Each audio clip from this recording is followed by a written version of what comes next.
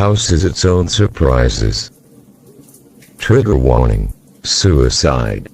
This story was something I learned about long after it happened. It was 1999, and my brother was about to turn 1 year old. I was 6 at the time, and my mom was looking for a new house to move into since our family was growing.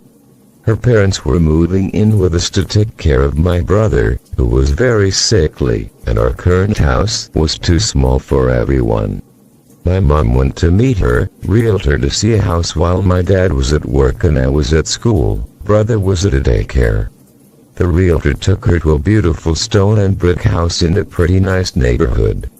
It had a big backyard with beautiful landscaping and lovely wooden and carpeted floors. It was a truly gorgeous house. But something about the house made my mom uneasy. She couldn't tell why, but being in the house felt like someone was watching her. She said that she got cold chills when she came upstairs to the bedroom. The realtor proudly showed her to a girl's bedroom decorated in lavender with the floor-length mirror on the closet door.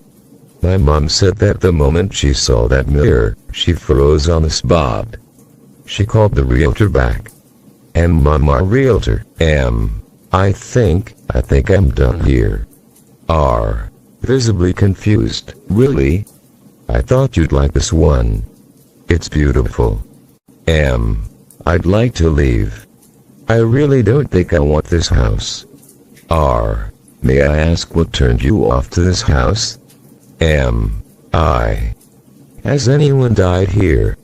The realtor shuffled through her notes on the history of the house. No, at least I wasn't informed of anything like that happened here.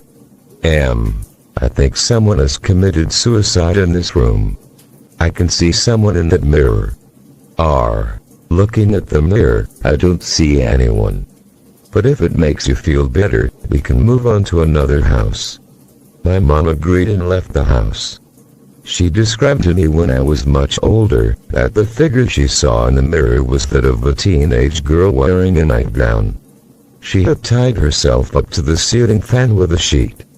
The realtor apparently got back to her the next week and told her that she did some digging about the family who lived there before. The house was a foreclosure, so it wasn't that easy to find them. The girl my mother saw was 14 years old when she killed herself.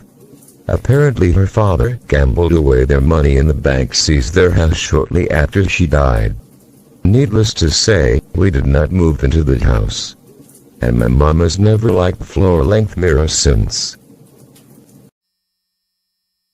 My mom and her ghosts.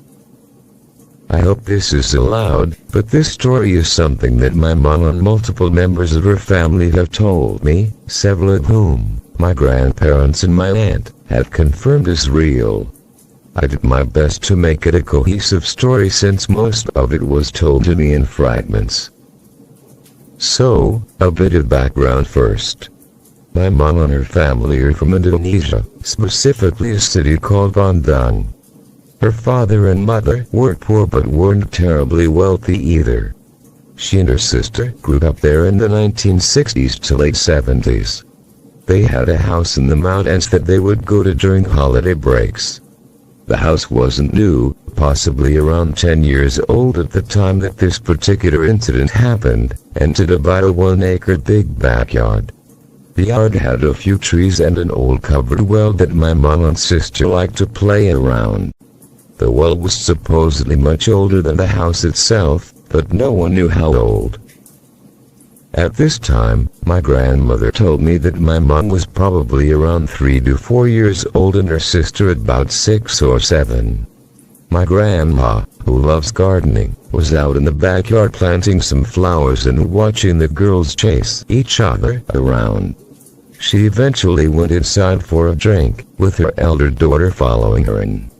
She asked her eldest, my aunt, about her younger sister. GM, Grandma, and Mom.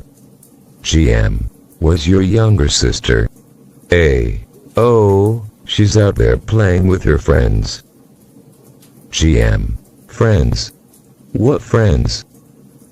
My grandma was confused because there were no neighbors nearby and the closest house wasn't for miles. She walked back outside to investigate. Near the old well, she saw her younger daughter, my mom, running around in circles seemingly chasing something and laughing.